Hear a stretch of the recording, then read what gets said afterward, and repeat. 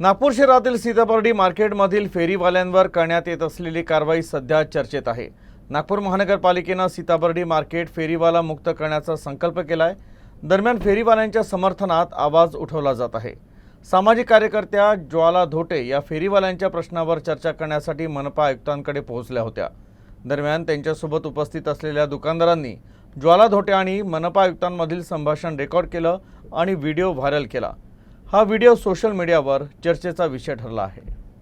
सीताबर्डी मार्केटमधील फेरीवाल्यांवर महानगरपालिकेने केलेली कारवाई सध्या शहरात चर्चेचा विषय आहे। अलीकडेच केंद्रीय मंत्री नितीन गडकरी आणि पालकमंत्री चंद्रशेखर बावनकुळे यांच्या उपस्थितीत मनपा मुख्यालयात झालेल्या बैठकीत सीताबर्डीच्या फेरीवाल्यांचा मुद्दाही सादर करण्यात आला होता।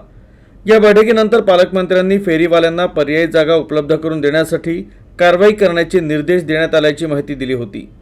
मात्र सीताबर्डीच्या फेरीवाल्यांबाबतही सध्या राजकारण सुरू झालंय।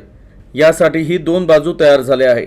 राजकीय कार्यकर्त्या ज्वाला धोटे फेरीवाल्यांच्या समर्थनात उभ्या आहेत।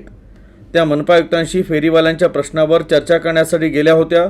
दरम्यान त्यांच्यासोबत उपस्थित असलेल्या कार्यकर्त्यांनी मनपा आयुक्तांशी झालेल्या चर्चेचा व्हिडिओ रेकॉर्ड केला आणि त्याचा एक भाग सोशल मीडियावर व्हायरल केला। ज्वाला धोटे फेरीवाल्यांना बाजारात व्यवसाय करून देण्याची बाजू मांडतायत। यावर आयुक्त म्हणतायत की ज्यांनी बाजारात दुकानात थाटली ते वेडे आहेत का? एखादा दुकान घेतो माणूस ते वेडे आहेत का? पैसे भरून एखादा दुकान विकत घेतो आणि तिथे पूर्ण देशात डॉक्टर साहेब सगळीकडे हात ठेवले आणि फुटपाथ दुकानदार आहेत, तर आपण सगळ्यांना बेरोजगार करणार का? नाही, हे बघा जिथे ट्रॅफिकचा एरिया आहे, काही सिक्युरिटीचे इश्यूज आहेत, या ठिकाणी आम्हाला त्यांना सूचना कराव्या ना। ते सूचनेचं उल्लंघन करत असतील तर त्यांना फाईन करावी, त्यांच्यावर कारवाई दुकान वेडे आहे का? काय एखादा दुकान घेतो माणूस ते वेडे आहेत का? पैसे भरून एखादा दुकान विकत घेतो आणि तिथे